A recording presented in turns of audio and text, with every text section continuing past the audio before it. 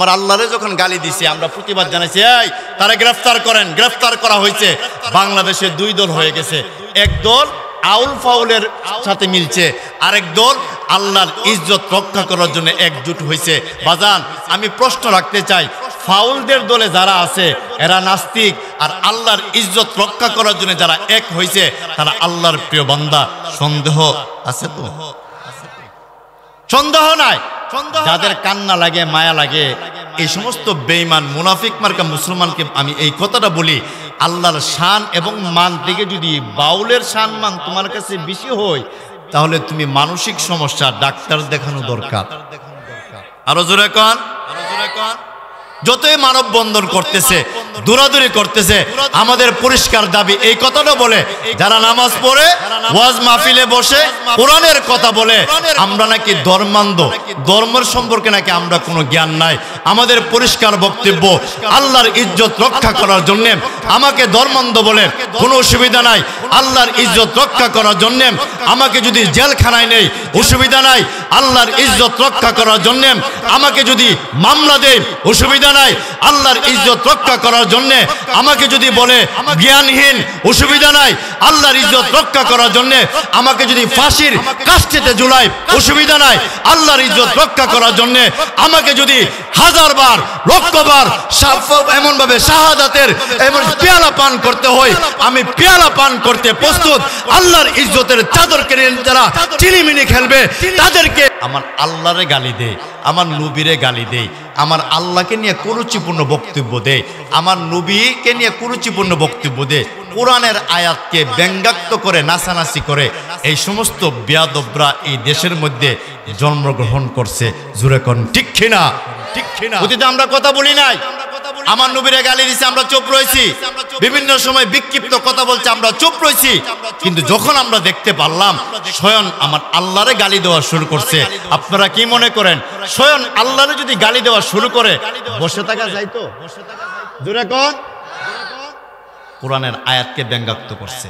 আর এই কথাটা বলছে, তার নামটা এখানে বলা ঠিক না, এরপর আমি শেষে বলবো। বলতেছে যে আল্লাহর জ্ঞান থেকে আমার জ্ঞান বেশি। আরো জোরে কোন? তো কেমনে বেশি? আল্লাহ নিজে এক। আল্লাহ যদি ইচ্ছা করতো আরো 400-500 আল্লাহ বানাইয়া তিনি প্রধান থাকতেন, তাহলে তার সম্মানটা বেশি হইতো। আপনারা কি মনে করেন ওই বাউল বদমাশ ফাউল এই আবুল সরকারের চেয়ে আমার আল্লাহর জ্ঞান কম? কেমন বদমাশ! আমার আল্লাহর জ্ঞানকে নিয়ে সে প্রশ্নবিদ্ধ করে। আবার গানের মধ্যে বলতেছে কুল আউযু বিরাব্বিন নাসে মালিকিন নাসে ইলাহিন নাসে মিন শাররিল ওয়াসওয়াসিল খান্নাসে। ও আল্লাহ বলে কইছে মালিকও নাসে, ইলাহিও নাসে, তোমরাও নাসো। নাউজুবিল্লাহ কোন? নাস অর্থ কি? মানুষ। নাস অর্থ কি? এই ধরনের ভুল ব্যাখ্যা দিয়া আজ থেকে কয়েকদিন আগে আমার আল্লাহ আউয়ালু মা খালাকাল্লাহু নূর রূহ এই বিষয় নিয়ে আবার আল্লাহকে গালি দিয়েছে। আর এই কথাটা বলছে, যে কথাটা সে ব্যবহার করছে, উচ্চারণ করছে, এটা আমার মুখে আসবে না, আমি আমার ভাষায় বলি। সে এই কথাটা বলছে আল্লাহর কথার শুরু এবং শেষ আল্লাহর কথার আগা মাথা বলে নাই। আরো জোরে কর। পরিষ্কার ভাষায় আমরা বলে দিয়েছি তাকে গ্রেফতার করা হয়েছে। এই বাংলাদেশে 92% মুসলমানের রাষ্ট্রে আমার আল্লাহকে যারা কটূক্তি করে, আল্লাহর নামে কুরুচিপূর্ণ বক্তব্য দেয়, আমাদের পরিষ্কার দাবি সরকারের সর্বোচ্চ মহল থেকে সর্বোচ্চ শাস্তি প্রদান না করা হলে বাংলাদেশের 92% মুসলমান ছাড় দিবে না, ছাড় দিতে পারে না। যে কোনো সময় নাস্তিক মুরতাদদের দাঁত ভাঙা জবাব দেওয়ার জন্য নামাজি মুসল্লিরা 24 ঘন্টা প্রস্তুত আছে। জোরে কোন ঠিক কিনা? শুধু তাই নয়, আমার আল্লাহরে যখন গালি দিছি আমরা প্রতিবাদ জানাইছি, এই তারা গ্রেফতার করেন। গ্রেফতার করা হয়েছে। বাংলাদেশে দুই দল হয়ে গেছে, এক দল আউল ফাউলের সাথে মিলছে, আরেক দল আল্লাহর ইজ্জত রক্ষা করার জন্য একজুট হয়েছে। বাজান, আমি প্রশ্ন রাখতে চাই, ফাউলদের দলে যারা আছে এরা নাস্তিক, আর আল্লাহর ইজ্জত রক্ষা করার জন্য যারা এক হয়েছে তারা আল্লাহর প্রিয় বান্দা। সন্দেহ আছে তো? সন্দেহ নাই। যাদের কান্না লাগে, মায়া লাগে, এই সমস্ত বেঈমান মুনাফিক মার্কা মুসলমানকে আমি এই কথাটা বলি, আল্লাহর শান এবং মান থেকে যদি বাউলের শান মান তোমার কাছে বেশি হয়, তাহলে তুমি মানসিক সমস্যা ডাক্তার দেখানো দরকার। আরো জোরে কন। যতই মানববন্ধন করতেছে, দৌড়াদৌড়ি করতেছে, আমাদের পরিষ্কার দাবি এই কথাটা বলে, যারা নামাজ পড়ে ওয়াজ মাহফিলে বসে কোরআনের কথা বলে আমরা নাকি ধর্মান্ধ, ধর্মের সম্পর্কে নাকি আমরা কোনো জ্ঞান নাই। আমাদের পরিষ্কার বক্তব্য, আল্লাহর ইজ্জত রক্ষা করার জন্য আমাকে ধর্মান্ধ বলে কোনো অসুবিধা নাই। আল্লাহর ইজ্জত রক্ষা করার জন্য আমাকে যদি জেলখানায় নেই অসুবিধা নাই। আল্লাহর ইজ্জত রক্ষা করার জন্য আমাকে যদি মামলা দেয় অসুবিধা নাই। আল্লাহর ইজ্জত রক্ষা করার জন্য আমাকে যদি বলে জ্ঞানহীন অসুবিধা নাই। আল্লাহর ইজ্জত রক্ষা করার জন্য আমাকে যদি ফাঁসির কাষ্ঠেতে ঝুলায় অসুবিধা নাই। আল্লাহর ইজ্জত রক্ষা করার জন্য আমাকে যদি হাজারবার লক্ষবার এমন ভাবে শাহাদাতের এমন পেয়ালা পান করতে হয়, আমি পেয়ালা পান করতে প্রস্তুত। আল্লাহর ইজ্জতের চাদরকে যারা চিনিমিনি খেলবে তাদেরকে 1% ছাড় দিতে মুসলমানরা প্রস্তুত নয়। জুড়ে কোন ঠিক কিনা? আমার আল্লাহর ইজ্জতের চাদর নিয়ে চিনিমিনি খেলবে আর আমি বসে থাকবো আর এই কথাটা বলবো এই কইলে কইছে না কইলে নাই। আল্লাহ বলছেন লাম ইয়ালিদ ওয়ালাম ইউলাদ, আমি কাউকে জন্ম দেই নাই, কারো কাছ থেকে আমি আল্লাহ জন্ম হই নাই। এই কথা আল্লাহ আমাদেরকে সুস্পষ্টভাবে বলে দিয়েছেন। আমাদের আজকের এখান থেকে প্রত্যেকটা জায়গা থেকে দরকার যে ফাউল বক্তা আবুল সরকার যেভাবে আল্লাহকে কুরুচিপূর্ণ বক্তব্য দিয়েছে, তাকে বাংলাদেশের শীর্ষ আলেমদেরকে নিয়ে মিটিং করে তার শরীয়ত সম্মত কি শাস্তি হতে পারে তা যদি প্রদান করা না হয়, মুসলমানরা গাঠে মাঠে নেমে এই বেঈমানকে সাইজ করবে। জুড়ে কোন ঠিক কিনা? আর কেমনে কইতো আপনি দেখেন না, বিগত সরকারের সময় যে সংসদটা ছিল পবিত্র, বিগত সরকারের সময় এই সংসদের মধ্যে নিয়ে গানের আসর জমাইল। আপনারা জানেন না সংসদ গান গাইছে না? আচ্ছা আপনারা বলেন, আমাদের এই বাংলাদেশ স্বাধীন হওয়ার পরে সংসদ গান গাইছে এমন ইতিহাস কিন্তু আগে ছিল? বিসমিল্লাহ বলে গেছে, আসসালামু আলাইকুম বলে গেছে। আর এই সংসদের ভিতরে নিয়ে নাটক, সিনেমা, গান বাজনা, সেটা ফালা গান করতো, মুর্শিদি গান গাইতো, হেতে লালি দিয়া ঘুরতো, গ্রামে গঞ্জে ঘুরতো। এরা সংসদের পার্লামেন্টে নিয়ে গান বাজাই দিয়েছে। এই জন্যই তো আমার এই সংসদটা অপবিত্র হয়ে গেছে। এই সংসদ অপবিত্র হয়ে যাওয়ার কারণে 41 মিনিটও আল্লাহর গজব আসার পরে এই দেশে থাকতে পারে নাই। শুধু থাকতেই পারে নাই, 7 থেকে 12 প্রকার পর্যন্ত মাছের খাবার দুপুরের ফাঁক হইছে, পাক শাক শেষ, কিন্তু খাবারটা খায়া যেত পারছি না আব্বা। পাক হইছে, সুন্দর রেডি হয়ে গেছে খাবার। আল্লাহ পাক হইছে, রেডি হইছে, তোমার নসিবে নাই, তোমার খাবার হবে ওই পারে। আপনারা কি মনে করেন আলেমুল আমাদেরকে যে কষ্ট দিছে, রক্তাক্ত করছে, ফাঁসি দিছে, আলেমরা কি বড় চোর বাটপার ডাকাত ছিল? তো কত আলেমেরা জেলখানায়। আমার বাসা হলো কাশিমপুর কারাগারের সংলগ্ন, সেখানে আল্লামা দেলোয়ার হোসেন সাইদি রহমতুল্লাহি আলাইহি দীর্ঘ 13 থেকে 15 বছর ছিলেন একজন জেল হাজত। আমার একজন মুসল্লি এসে আমাকে বলতেছেন, হুজুর আল্লামা দেলোয়ার হোসেন সাইদিকে আমি রাত্রের 1টার পর থেকে নিয়ে, আমার রাত্রে নাইট ডিউটি যেদিন থাকে 1টার পর থেকে নিয়ে ফজরের আজান পর্যন্ত গুনগুন সুরে তার কান্নায় পুরা কাশিমপুর কারাগার সৈলাব হয়ে যেত। আপনি কি মনে করেন এই ফানির ফাপ ধরছিনি? পৃথিবীতে এমন আর ইতিহাস নাই একসাথে একটা বাল্ব লিপে গেলে যেমন সব শেষ। একদিন 1 সেকেন্ডের ভিতরে 300 জন পার্লামেন্ট সদস্য সহ নেতা ফেতা হেতা ওয়ার্ড কমিটির নেতারা সহ একসাথে বাত্তির মতন লিপবা গেছে গা। এখন বাত্তি দিয়েও তারা খুঁজা পাওয়া যায় তো? কেন? আর আমাদের দেশে কেন ভূমিকম্প হয়? আমাদের দেশের ভিতরে পবিত্র জায়গার ভিতরে এই সংসদ যেখান থেকে আইন পাশ হয়, আর সংসদের নেতারা যাদের এই কাপড়টা আমার ট্যাক্সের টাকা, জুতোটা আমার ট্যাক্সের টাকা, বালিশটা আমার ট্যাক্সের টাকা, গাড়িটা আমার ট্যাক্সের টাকা, ঘুড়িটা আমার ট্যাক্সের টাকা, তার খাবারটা আমার ট্যাক্সের টাকা, সে আমাদের গরিবদের ট্যাক্সের টাকা দিয়ে আরাম আয়েশ বিলাসিতা করে, গান বাজনা করে এই সংসদকে নাপাক করা হয়েছে। আমাদের পরিষ্কার বক্তব্য, আমাদের দেশে একই সাথে সারা বাংলাদেশে যেভাবে ভূমিকম্প হয়েছে, রাষ্ট্রের প্রধান যারা আছে তাদেরকে আমরা এই পরামর্শ দিয়ে থাকবো, আপনারা একসাথে সারা বাংলাদেশে প্রত্যেকটা মসজিদে, প্রত্যেকটা মহল্লায়, প্রত্যেকটা গির্জায়, প্রত্যেকটা উপাসনালয়ে জাতীয় রাষ্ট্রীয়ভাবে তওবার একটা আয়োজন করেন, তওবার একটা পরিবেশ গঠন করেন, তওবার একটা পরিবেশ কায়েম করেন। আর একসাথে সারা বাংলাদেশের প্রত্যেকটা জাতি উপজাতিরা তাদের উপাসনালয়ে গিয়ে একসাথে জাতীয় তওবা করলে হয়তোবা আল্লাহ আমার দেশকে পবিত্র রক্ষা করতে পারেন। জোরে কোন ঠিক কিনা? দেশটা মানুষের কান্না, মানুষের কষ্টের কারণে আমাদের দেশের ভিতরে এখন আযাব এবং গজব, ভূমিকম্প সৃষ্টি হয়েছে, বিল্ডিং পড়ে যাচ্ছে, ওভারব্রিজগুলি পড়ে যাচ্ছে। এইগুলি আমাদের পাপের কারণে। কারণ পুরাটা রাষ্ট্রের ভিতরে এই পরিমাণ অপরাধ হয়েছে, এখন জাতীয়ভাবে একটা তওবার দরকার। আসেনি আব্বা? আরো জোরে কোন? রাষ্ট্র পদক্ষেপ নিবে। আগামীকে জুমার ভিতরে প্রত্যেক মসজিদে জুমার নামাজের পরে মুসল্লিরা এমনভাবে তওবা ইস্তেগফার করবে, মুসল্লিদের খাবারের ব্যবস্থা রাষ্ট্র প্রদান করবে। আপনারা কি মনে করেন রাষ্ট্রের প্রধান প্রত্যেকটা মসজিদের মুসল্লিরে এক ওয়াক্ত খাওয়ানোর সামর্থ্য আছে তো? নাই না, আপনারা যে আসতে গেছেন নাই, আছে তো? আপনি দেখবেন ছোট্ট ছোট্ট, আমরা তো ঢাকাতে থাকি, ওয়ার্ড কমিটির প্রচার সম্পাদক, ওয়ার্ড কমিটির প্রচার সম্পাদক আমার একজন কানে কানে এসে বলতে, হুজুর 3 থেকে 4,000 কোটি টাকার মালিক, ওয়ার্ড কমিটির প্রচার সম্পাদক 3 থেকে 4,000 কোটি টাকার যদি মালিক হই, ফুরি মাছগুলা, বোয়াল মাছটি কেমন,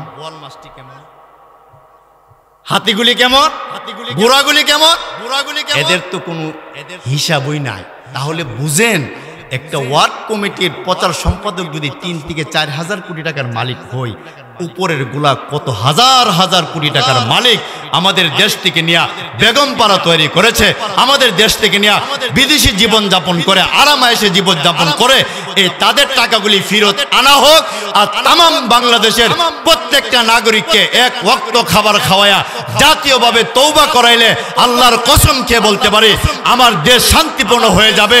এই দেশে আর ভূমিকম্প হবে না, সিডর হবে না, নার্গিস হবে না, বুলবুল হবে না, মানুষের কষ্ট হবে না। জোরে কোন ঠিক কিনা?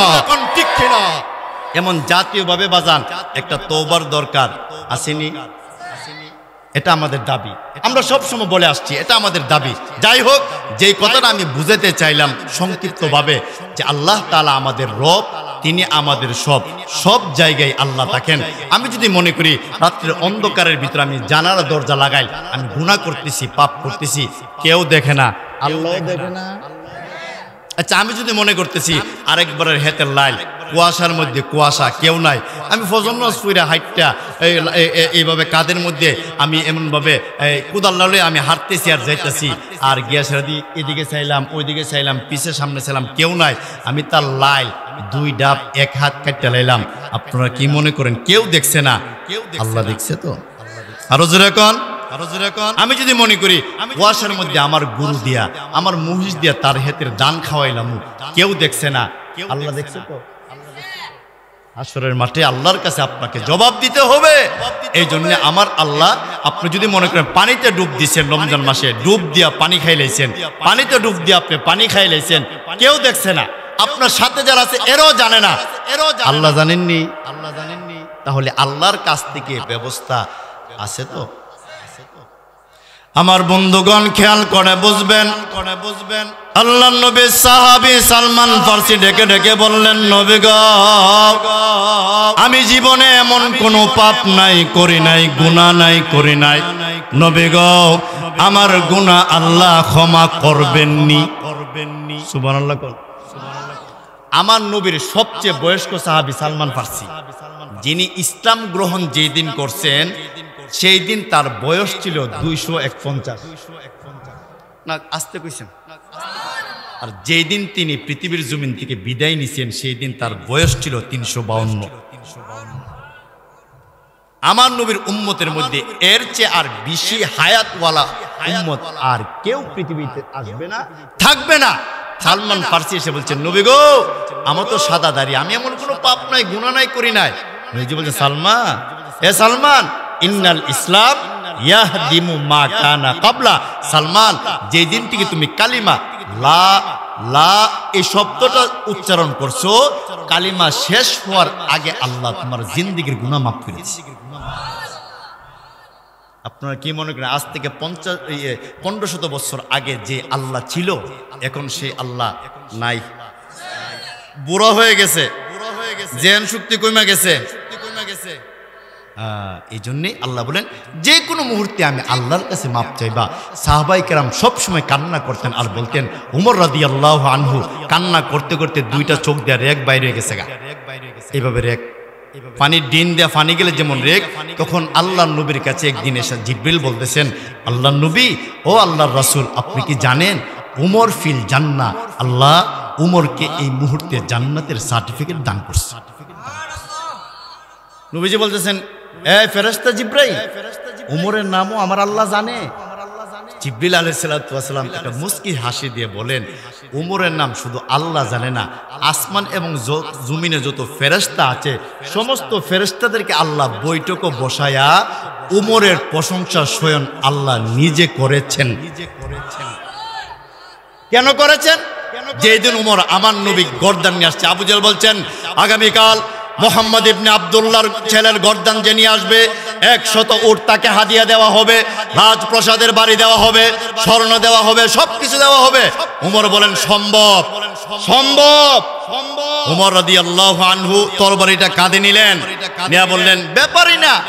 আল্লাহর নবীর কাছে যাওয়ার পরে আল্লাহ উমরের অন্তরের ভিতরে হেদায়েত দান করছেন, গিয়া কাঁপতে শুরু করছেন, কাঁপতে শুরু করছেন।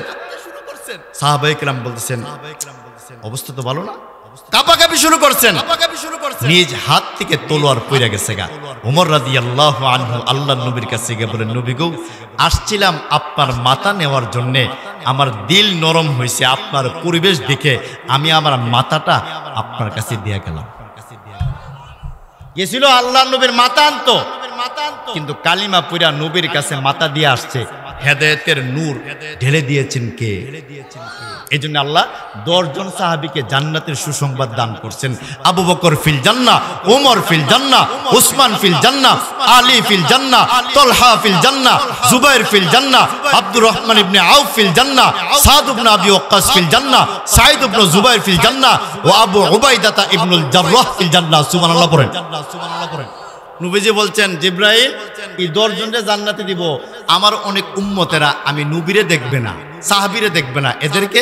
তখন রাদিয়াল্লাহু আনহুম ওয়া রাদু আনহু আল্লাহ আয়াত নাযিল করে বলছেন, আবু বকরের মতো, উমরের মতো, উসমানের মতো, আলীর মতো যারা তার জীবনকে পরিচালনা করবে, আল্লাহ ওই সাহাবীদের লাইনে একসাথে দাঁড়া করাইয়া তাকেও আল্লাহ জান্নাতের বাড়ির মালিক বানিয়ে দিবে। আপনারা কি মনে করেন এতটুকু হিম্মত আমাদের মধ্যে আছে? একদিন না একদিন আমরা জান্নাতে যেতে পারবো, এই বিশ্বাসটা আছে তো? আরো জোরে কোন। এর নাম হইল ঈমান। আর হুব্বুন নবী মিনাল ঈমান, নবীকে মোহাব্বত করা, নবীকে ভালোবাসা, এর নাম ঈমান। কিন্তু আমাদের দেশে একটা ফেরকা আছে যাদেরকে কাদিয়ানি বলা হয়, এরা আমার নবীরে শেষ নবী মানে না। আপনারা কি মনে করেন আমার নবীকে যারা শেষ নবী মানে না এরা মুসলমান? আরো জোরে কোন। আমাদের পরিষ্কার বক্তব্য, আল্লামা আজিজুল হক রহমাতুল্লাহি আলাইহি কাদিয়ানীরা কাফের এই ঘোষণা শুনে যেতে পারেননি। আল্লামা নূর হোসেন কাসিমি রহমাতুল্লাহি আলাইহি আন্দোলন করেছেন, কাদিয়ানীরা কাফের এই ঘোষণা শুনে যেতে পারেননি। আল্লামা মুফতি ফজলুল হক আমিনী রহমাতুল্লাহি আলাইহি কাদিয়ানীরা কাফের আন্দোলন করেছেন, রাষ্ট্রীয়ভাবে এই ঘোষণা শুনে যেতে পারেননি।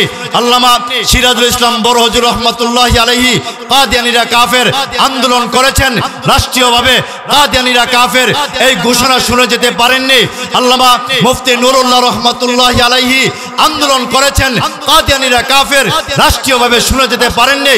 নুরউদ্দিন গওহরপুরী রহমাতুল্লাহি আলাইহি কাদিয়ানীরা কাফের আন্দোলন করেছেন, রাষ্ট্রীয়ভাবে ঘোষণা শুনে যেতে পারেননি। আল্লামা মোহাম্মদ আলী রহমাতুল্লাহি আলাইহি আন্দোলন করেছেন, কাদিয়ানীরা কাফের রাষ্ট্রীয়ভাবে ঘোষণা শুনে যেতে পারেননি। আল্লামা মুহিবুল্লাহ বাবু নগরী জীবিত আছেন, রাষ্ট্রীয়ভাবে কাদিয়ানীদেরকে কাফের ঘোষণা করতে হবে। তিনি জীবিত থাকতে কাদিয়ানীদেরকে কাফের ঘোষণা না করলে বাংলাদেশে আল্লাহু আকবারের ধ্বনিতে সূর্য ওঠে, এই দেশে আল্লাহু আকবারের ধ্বনিতে সূর্য অস্ত যায়। এই দেশের মানুষেরা আল্লাহকে ভুলে নাই, রাসূলকে ভুলে নাই। রাসূলের দুশমনদেরকে কাফের যতদিন ঘোষণা করা না হবে, বাংলাদেশের আপামর জনসাধারণ তাওহীদি জনতা 24 ঘন্টা অনবরত আন্দোলন করবে, মুরব্বিদের ডাকে সাড়া দিবে। জোরে কোন ঠিক কিনা? আমাদের মুরব্বীরা আন্দোলন করেছেন, দাবি জানাইছেন, সরকার কানে নেন নাই। আমাদের পরিষ্কার দাবি, সূরাতুল আহজাবের 40 নম্বর আয়াতকে যারা অস্বীকার করে, আব্বা একটা আয়াত পুরাটা অস্বীকার করে, আয়াত বাদ দিলাম, একটা নক্তাকে কেউ অস্বীকার করলে মুসলমান থাকবো তো? পুরাটা আয়াত, মা কানা মুহাম্মাদুন আবা আহাদিম মির রিজালিকুম ওয়ালাকির রাসূলুল্লাহি ওয়া খাতামান নাবিয়্যিন, সূরাতুল আহজাবের 40 নম্বর আয়াত পুরাটা যারা অস্বীকার করে বিনা দলিলে কাফের। সন্দেহ আছে তো? তারা যারা শ্রেষ্ঠমি মনে করে, মির্জা গোলাম আহমদ কাদিয়ানী তিনি 3 বার মেট্রিক পরীক্ষা দিয়া সৈন্যবাহিনী ফিল মারছেন।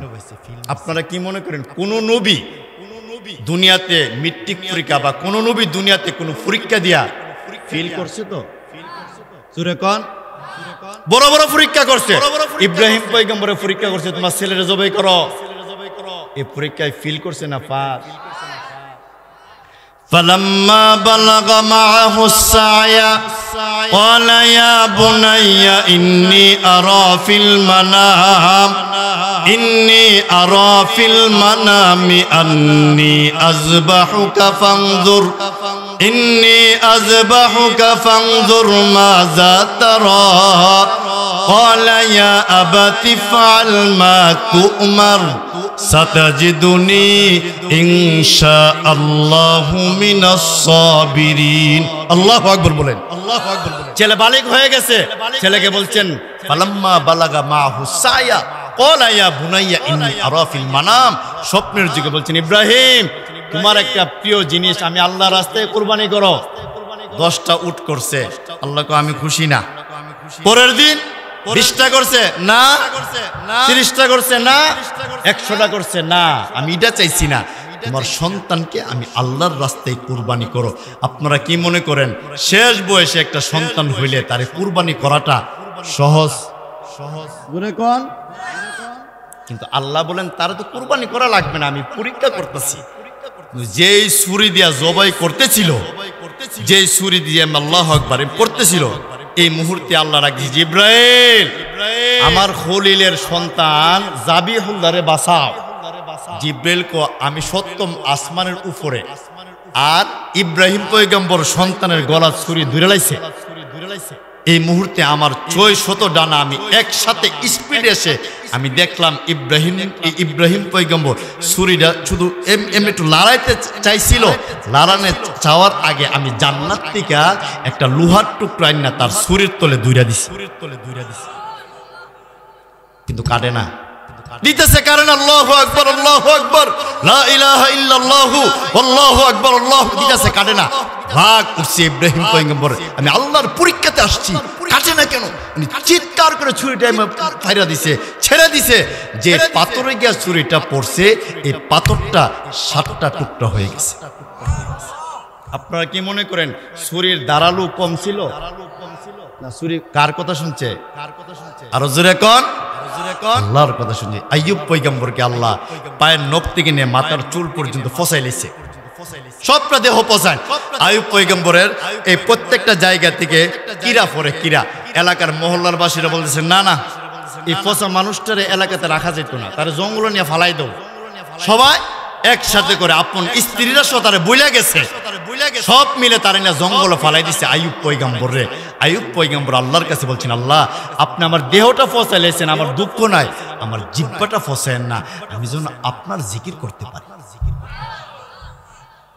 কেমন পরীক্ষা ছিল তাদের, পুরো দেহ থেকে ছোট ছোট কিরা পড়ে আর বলে আল্লাহ আমার সারা দেহ পচায় এলান, অসুবিধা নাই, আমার জিহ্বাটা আপনি ভালো ভালো করে দেন। আল্লাহ বলেন আইয়ুব পয়গম্বরের এই কথাটা আমি আল্লাহর কাছে এত পছন্দ হয়েছে, আমি জিব্রাইলের মাধ্যমে আইয়ুব পয়গম্বরের কানের মধ্যে বলছি, শাহাদাত আঙ্গুল দিয়া তুমি এইভাবে গুতা দাও। তুমি যেখানে আছে সামনে আইয়ুব পয়গম্বর শাহাদাত আঙ্গুল দিয়া আল্লাহু আকবার বলে শাহাদাত আঙ্গুলটা এইভাবে চাপ দিছে। আল্লাহ একটা গর্তে পরিণত কইরা আল্লাহ জান্নাতের পানির একটা ব্যবস্থা করছে। আইয়ুব পয়গম্বরকে আল্লাহ বলছেন গোসল দাও, আগের মতো বানিয়ে দাও। তিনি গোসল দিলেন, আবার 18-25 বছরের যুবকের মতো আল্লাহ বানিয়ে দিয়েছেন। আমি যে কথাটা বলতে, মারিয়াম আলাইহিস সালাতু ওয়াস সালাম তার সন্তান ঈসা পয়গম্বর, বাপ ছাড়া সন্তান আমার আল্লাহ দিতে পারেন তো? দিতে পারেন না? পারে না। যে আসতে কইতেছেন পারে না। কিন্তু আমাদের দেশে অনেক মারা আছে, মাদেরকে আমি অনেক শ্রদ্ধা করি। অবশ্যই আজকে অনেক মারা আজকের প্যান্ডেলের আশেপাশে তিনারাও বসছেন, মাদেরকে আমি 2টা সবক দেবো। 1 নম্বর, আপনার যদি সন্তান না হয় আপনি মাজারে যাবেন না। হুজুরও চলে আসতেছেন, শেষ দিন আপনারা মনোযোগ করবেন না ইনশাল্লাহ। শেষ ভালো যার সব ভালো। হুজুর আসতে যতক্ষণ আমার বয়ান ততক্ষণ। যে কথাটা আমি বলতেছিলাম যে অনেক মা বোনরা এমন আছেন, বিভিন্ন বন্ড প্রতারক বাটপারের ফিরের সল্লাই ফুইরা অনেক মা বোনরা মাজারনিয়া মুরগি দে, মোমবাতি দে, আগরবাতি দে, আর গো বাবা ছেলেরা বিদেশ পাঠায় দো, আমার একটা সন্তান দো, এই দো সেই দো। যিনি মাজারে শুয়ে আছেন তিনি সন্তান দেওয়ার ক্ষমতা আছে তো? আচ্ছা, ওনার মাজারে যে আমি আগরবাতি মোমবাতি ধরাইলাম, উনি আগরবাতির মোমবাতির আলো তিনি ফান্ত? তিনি আল্লাহ ওয়ালা হয়ে থাকেন, ওয়াফতাহু লাহু বাবান ইলাল জান্নাহ ওয়ালবিসু লাহু মিনাল জান্নাহ ওয়াফরিশু লাহু মিনাল জান্নাহ নাম কানাউমাকাল আরশ। তিনি যিনি আল্লাহ ওয়ালা হয়ে থাকেন, আল্লাহ তার কবরের মধ্যে জান্নাতের বিছানা বিছিয়ে দিবেন, তাকে জান্নাতের পোশাক পরাইয়া দিবেন, জান্নাতের সাথে তার কবরের সুব্যবস্থা করে দিবেন। ফেরেশতারা উচ্চ কণ্ঠে বলবেন নাম কানাউমাকাল আরশ। ও আল্লাহর প্রিয় বান্দা বান্দি, ঘুমাও। যেমন ভাবে বাসর রজনীতে পিউসি বিবি লইয়া ঘুমাইলা, আজকে ঘুমাও। ইসরাফিলের দ্বিতীয় সিংহা ফু দেওয়ার আগ পর্যন্ত 24 ঘন্টা আমরা ফেরেশতারা তোমার পাহারাদার হয়ে গেলাম। যদি আপনি বদ আমল হন, ঈমান না নিয়ে যান, ওয়াফতাহু লাহু বাবান ইলান নার, জাহান্নামের সাথে আপনার কবরের একটা ব্যবস্থা করবে। ওয়ালবিসু লাহু মিনান নার, জাহান্নামের আগুনের পোশাক পরায় দিবে। ওয়াফরিশু লাহু মিনান নার, জাহান্নামের বিছানা বিছিয়ে দিবে, পোশাক পরায় দিবে। 99টা সাপ আপনাকে আঘাত করতে থাকবে। তাফসীর কারকরা বলছেন, একটা সাপ যদি একটা দেশের মধ্যে, একটা সাপ যদি আল্লাহ পৃথিবীতে পাঠাইতেন, একটা মানুষও এই পৃথিবীতে বিচরণ করার সাহস পাইত না। 99টা সাপ আপনাকে দংশন করবে। যে কথা আমি বলতেছিলাম যে মাজারে যিনি শুয়ে থাকেন, কবরে যিনারা কবর দেশে শুয়ে আছেন, তিনি যদি আল্লাহওয়ালা হয়ে থাকেন, আমি তার কবর জিয়ারত করব, তার কবরের মধ্যে গিয়ে আমি সালাম দেব, দুরূদ শরীফ পড়ব, তাকে কোরআন তেলাওয়াত করব। তিনার কাছে আমি চাইবো না, মাজারে গিয়ে আমি সেজদা দিব না, কিন্তু একজনের পায়ে আমি সেজদা দিব। আপনারা বলুন তিনি কে? গত কয়েকদিন আগে গোপালগঞ্জ থেকে আসতেছি, দিনের বেলা আসরের নামাজের পর আমি দেখলাম অনেক মানুষ, যিনি বাবা তার শুধু লজ্জাস্থানটা ঘোরা আর বাকি সবটা খোলা। আমি জিজ্ঞাসা করলাম একজনকে পিছনের থেকে, কি কে যাইতেছে এদিক দিয়া? হুজুর তিনি আমাদের গোপালগঞ্জের বাবা। বাবা মহিলাদের? হ্যাঁ তিনি বাবা। বাবার এই অবস্থা কেন? আমার একজন দূর থেকে কো, ওনার ভিতরে আল্লাহর কেরেশমার মাল আছে।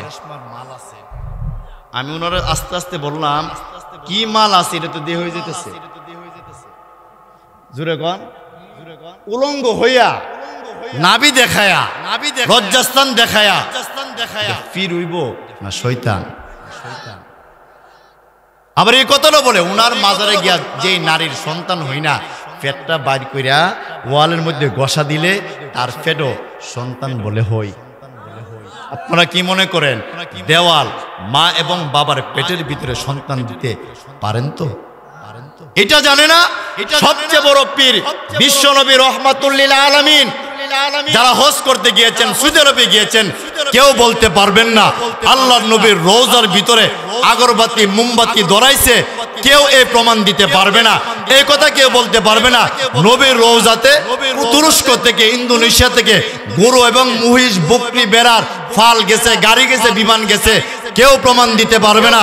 এর দ্বারা প্রমাণ হয়ে যায় আমার নবীর রওজাতে যা এলাও না, তাম পৃথিবীর উলিয়া উলিয়াদের রওজাতে তা এলাও হতে পারে না। জোরে কোন ঠিক কিনা?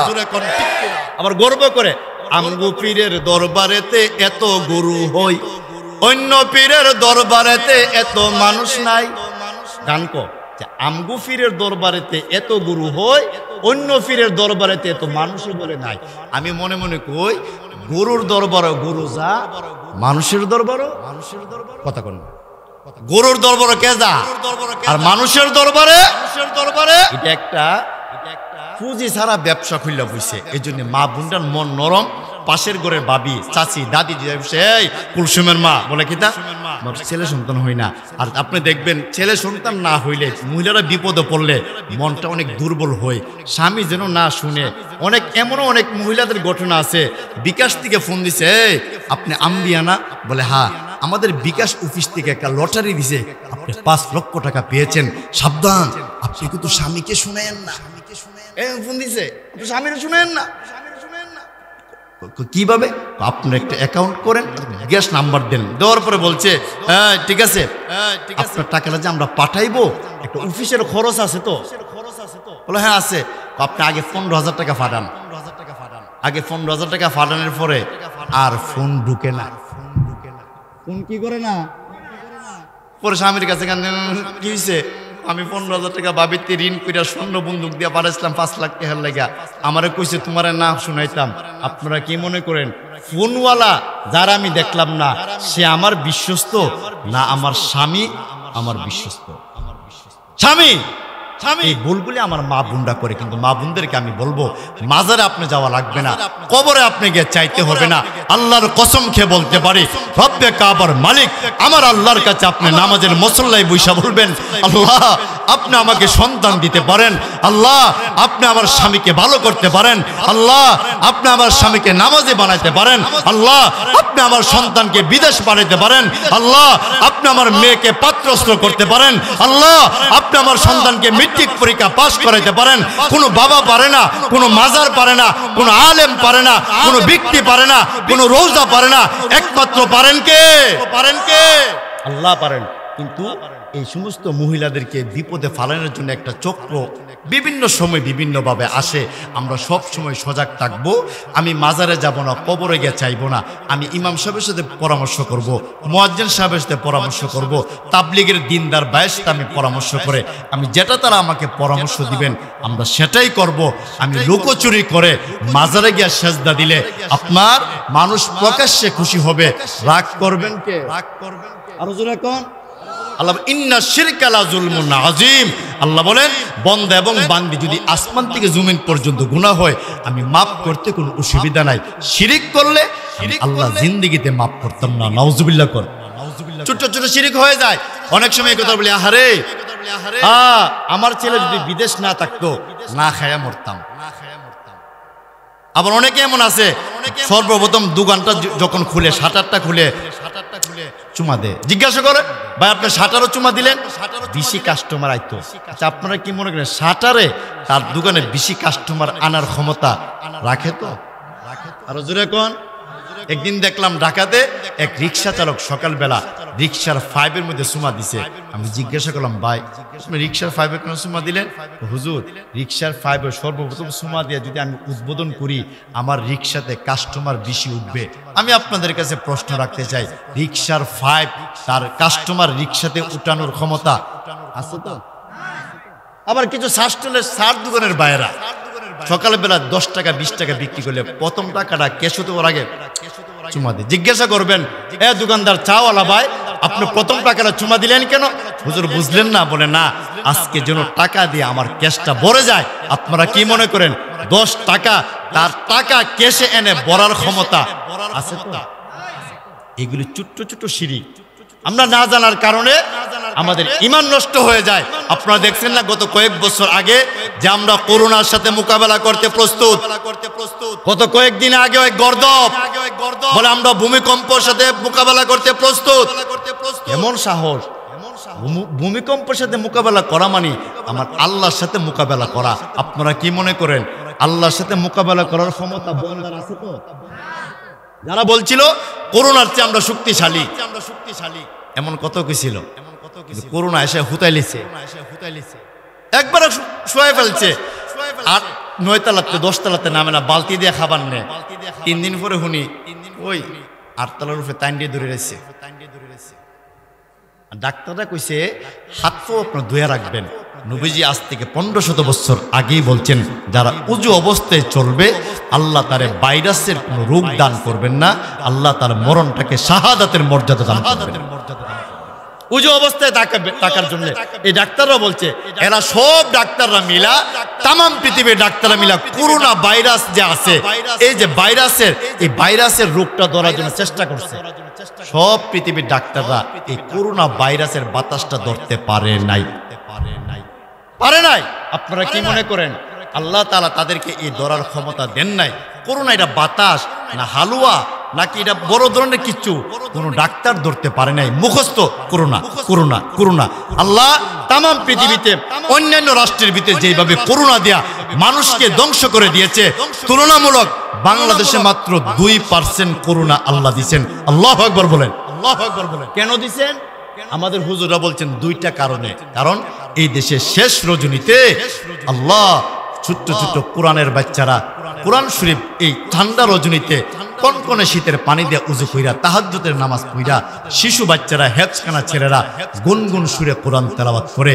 এই কোরআন তেলাওয়াতের বরকতে আর আপনারা অত্যন্ত কষ্ট করে ফজরের আজানের পরে নামাজে এসে নামাজের কাতারে দাঁড়িয়ে যাওয়ার কারণে এই বরকতে আল্লাহ আমার দেশকে করোনা নামক মহামারীর দিকে হেফাজত করছেন। জুড়ে কোন ঠিক কিনা? ছোট ছোট বাচ্চারা কোরআন শরীফ পড়ে মজা লাগেনি? নবী করিম সাল্লাল্লাহু আলাইহি ওয়াসাল্লাম খানায়ে কাবার সামনে কোরআন তেলাওয়াত করতেন। আবু জেহেল উতবা সাহেব বলে যাও না, পাগল হয়ে গেছে গা, পাগল। সবাই কইতেছে এত সুন্দর মানুষটা পাগল হয়ে গেল, তার এক নজর দেখা দরকার। আর পাগল যিনি হবে তার কথার শুরু এবং শেষ ঠিক নাই। 2 নম্বর, পাগল যিনি হবে তার লেবাস এবং পোশাক ঠিক নাই। জোরে কোন ঠিক নেই? খানায় কাবা দেখছে, গিয়া দেখে আল্লাহর নবী আল্লাহর কালাম কোরআন শরীফ তেলাওয়াত করতেছেন। সুবহানাল্লাহ, জোরে কোন, আরো জোরে কোন সুবহানাল্লাহ। ওয়া আনা আখতারতুকা ফাসতামি' লিমা ইউহা ইন্নানি আনাল্লাহু লা ইলাহা ইল্লা আনা ফা'বুদনি ওয়া আকিমিস সালাতা লিযিকরি ইন্নাস সাআতা আতিয়াতুন আকাদু উখফিহা লিতুজজা কুল্লু নাফসিন বিমা তাসআ ফালা ইয়াসুদ্দান্নাকা আনহা মান লা ইউমিনু বিহা ওয়াত্তাবা'a হাওয়াহু ফাতারদা ওয়া মা তিলকা বিয়ামিনিকা ইয়া মূসা ক্বালা হিয়া আসা আতাওয়াক্কালু আলাইহা ওয়া আহুশু বিহা আলা গনামি ওয়া লিয়া ফিহা মাআরিবু উখরা। আল্লাহু আকবার বলেন, আল্লাহু আকবার বলেন। দলে দলে পাগল করছে, একজন আরেকজনের টেনে দেখো, এই এত সুন্দর মানুষটা জিন্দেগিতে পাগল হতে পারে না। যারা তাকে পাগল বলছে তারা পাগল। একসাথে একদিনে 70 জন বেঈমান আল্লাহর নবীর হাত ধরে কালিমা পড়ে মুসলমান হয়েছে। তাহলে বোঝা গেল কোরআন তেলাওয়াতের মাধ্যমে মানুষ আল্লাহর রাস্তায় যায়, আর গান বাজনার মাধ্যমে মানুষের অন্তর কলব নষ্ট হয়ে যায়। আরো জোরে কোন? কেউ প্রমাণ দিতে পারবে না সরকার সাহেবের গান শুনে আল্লাহর ওলি হয়েছে। কেউ প্রমাণ দিতে পারবে না লালনের গান শুনে আল্লাহর ওলি হয়েছে। কেউ প্রমাণ দিতে পারবে না বাউল গান শুনে আল্লাহর ওলি হয়েছে। কেউ প্রমাণ দিতে পারবে না আটরশি গান শুনে আল্লাহর ওলি হয়েছে।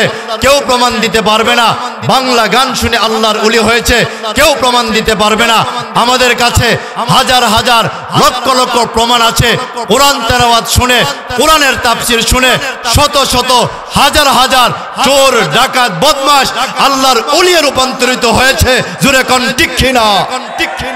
কারণ আল গিনা ইয়াহতাজু ইলা জিনা, গান মানুষকে জিনার দিকে নিয়ে যায়।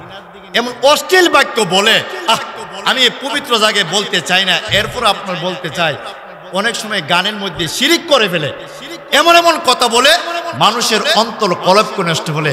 এক সময় আমি গত 2 দিন আগে যাইতেছি, ছোট্ট একটা বাচ্চা, মনে হয় তার বয়স 15 হবে, সে শুনতেছে বাসর লাইট লিবাই দিও না, বাসর রাত্রে বাতি লিবাই দিও না।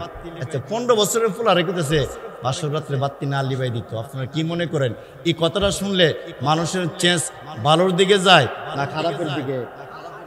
আরো জোরে কোন? কেউ এই প্রমাণ দিতে পারবে না।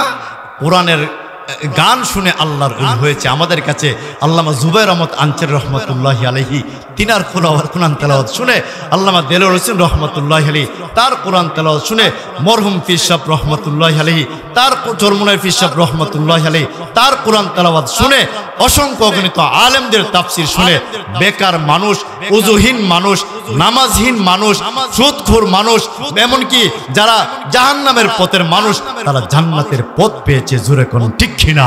ঠিক কিনা? এই জন্য এই কোরআনের এই আপনাদের এই কোরআনের মাজমাটা, এই কোরআনের অনুষ্ঠানটা প্রত্যেক বছর হোক। আমি আজকে সবচেয়ে আনন্দিত হয়েছি, এখানে প্রতিযোগিতার অনুষ্ঠান করা হয়েছে। আল্লাহু আকবার বলেন, আল্লাহু আকবার বলেন। আমাদের ছোট ছোট বাচ্চারা সিরাত প্রতিযোগিতা, হামদাতের প্রতিযোগিতা, আপনি দেখবেন ছোট ছোট বাচ্চারা মক্তব ইমাম সাহেব বসার আদব 3 প্রকার, 2 হাঁটু ফেলিয়া নামাজের এই যে সুর দিয়া গুনগুন কইরা 3 বছর 4 বছরের একটা বাচ্চা সূরা ফাতিহা নাচ পড়ে। আর আপনার যে 70 বছর হয়ে গেছে গা, আপনি ছোট্ট একটা আয়াত পড়তে পারবেন না, কাফাকাফি শুরু হইব। আছে না বাজান? এই ছোট্ট ছোট বাচ্চা 3 বছর 5 বছরের বাচ্চা, 7 বছরের বাচ্চারা হামদ সিরাতের প্রতিযোগিতায় অংশগ্রহণ করে। এর দ্বারা প্রমাণ হয়ে যায় আত-তাওহীদ এই সংগঠনটা ইসলামের পক্ষে কাজ করে, মানুষকে সিরাতাল মুস্তাকিমের পক্ষে নেওয়ার জন্য কাজ করে। এই সংগঠনের সাথে আপনারা জোর মিল মোহাব্বত ভালোবাসা দিয়ে থাকবেন তো না বাগবেন? থাকবেন তো ইনশাআল্লাহ? যাই হোক, আমি যে শেষ দিকে চলে আসছি, ফিনিশিংয়ের দিকে। ইন্নাল্লাযীনা ক্বালু রাব্বুনাল্লাহ, আল্লাহ আমাদের রব, আল্লাহ আমাদের সব। কে এই কথাটা বলবেন? কার জবান দিয়ে আমি শুনতে চাই, আপনাদের জবান দিয়া। আমাদের আল্লাহ আমাদের রব, আল্লাহ আমাদের সব, এই বিশ্বাস আছে তো?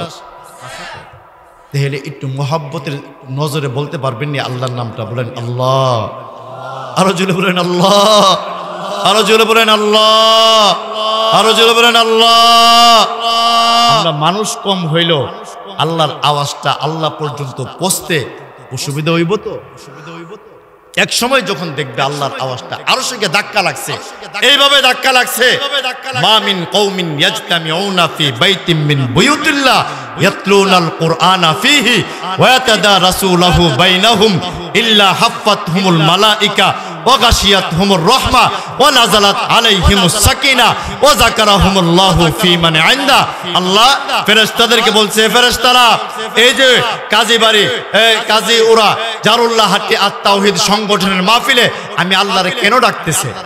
ফেরেশতারা বলবে আল্লাহ জাহান্নাম থেকে মুক্তি পায়া জান্নাতে যাইতো। আল্লাহ বলবেন ফেরেশতারা এরা কি আমার জান্নাত জাহান্নাম দেখছে? বলে না। ফুল সিরাত দেখছে? বলে না। আখির নবীকে দেখছে? বলে না। হাউজে কাউসার দেখছে? বলে না। হাসরের মাঠ দেখছে? বলে না। কবর দেখছে? বলে না। তাহলে ফেরেশতা দেখছে? বলে না। কেন? আল্লাহ আপনাকে অন্ধ বিশ্বাস ভক্তি কইরা তারা বসে রয়েছে কনকনে শীতে মাটির মধ্যে, কিছুটা ঠান্ডার মধ্যে বসে রয়েছে আপনাকে পাওয়ার জন্য। ফেরেশতারা রে যাকারাহুমুল্লাহু ফী মান ইনদা, সাক্ষী থাকো আমি আল্লাহরে না দিকা মুখ বইরা আমি আল্লাহরে যে ডাকলো, বাসায় যাওয়ার আগে আগে এই মুহূর্তে 50, 70, 80 বছর জিন্দেগির গুনাহ আমি আল্লাহ মাফ করে দিলাম। আল্লাহ তো উসিলা বিচারবো, উসিলা আমল দিয়া জান্নাতে যাওয়া সম্ভব নয়। আল্লাহ দেখবো ভালো কাজটা কোন সময় করছে, ওয়াজের মাহফিলে কোন সময় আসছে, 10 টাকা 50 টাকা কখন মসজিদে দিছে, আলেমকে কখন সহযোগিতা করছে, সম্মান করছে, এই উসিলাটা আল্লাহ দিব। আমার উস্তাদ সব সময় বলতেন, তিনি বলেন এবং বলেছেন যে আল্লাহ